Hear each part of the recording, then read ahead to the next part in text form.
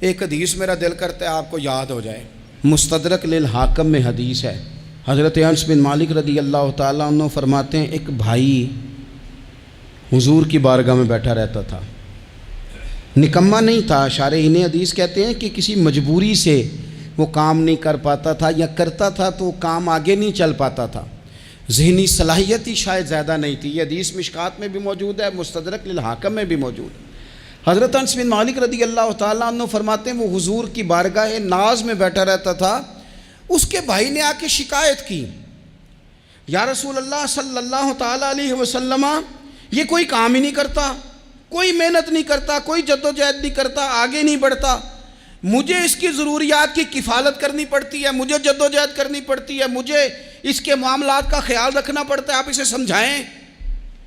تو حضور نے بہت سارے لوگوں کو سمجھایا جو کام نہیں کرتے تھے۔ ہمیں سیاستہ میں وہ حدیث بھی ملتی ہے جس بندے کو نبی پاک صلی اللہ علیہ وسلم نے کہا تھا کہ تیرے پاس جو بھی گھر میں ہے لا، تو وہ پیالہ اور کمبل لائے تھے، حضور نے بیچ کے کہا تھا جا کلاڑا خرید کے لا اور لکڑیاں کاٹ کے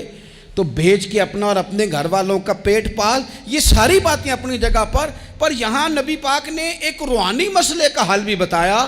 اللہ کے محبوب علیہ السلام سے عرض کی حضور یہ یہیں بیٹھا رہتا ہے اور سارے ہی کام مجھے کرنے پڑتے ہیں۔ تو حضور نے نظر مبارک اٹھا کے بھائی کی جانب دیکھا جو بھائی کا شکوہ کر رہا تھا، تو قریب محبوب فرمانے لگے ہو سکتا ہے یہ جملے میرے محبوب کے، ان کو کہیں لکھنا، ان کی مٹھاس دیکھو، ان کا حسن دیکھو، اور بھائیوں کی محبت کے بیچ جو رسول پاک پیوند لگا رہے ہیں اور جوڑ رہے ہیں، اور جس انداز میں بھائی کو بھائی سے ملا رہے ہیں، اس لہجے کے حسن کی مٹھاس کو بھی ذرا چکھ کے دیکھو۔ حضور فرمانے لگے ہو سکتا ہے رب تمہیں جو رزق دے رہا ہے وہ اسی بھائی کی وجہ سے دے رہا ہے۔ بھائی بھائیاں دے ویری ہوندے تے بھائی ہی بھائیاں دیاں باواں، او بھائی ہو سکتا ہے اس کی وجہ سے تجھے مل رہا ہو، اس کی وجہ سے۔ وہ دروازے نہ بند کریں جن دروازوں کی برکت سے روزی آتی ہے، کبھی بھی وہ کام نہ کریں جن کاموں کی اگر آپ کو کل تک برکت تھی، کل تک کام ٹھیک چل رہا تھا، کل تک نظام بہتر تھا، اور آج آپ کو محسوس ہوتا ہے کہ کہیں کمزوری آ گئی ہے، کہیں حالات اس طرح کے نہیں رہے، تو پھر آپ غور کریں کہیں ایسا تو نہیں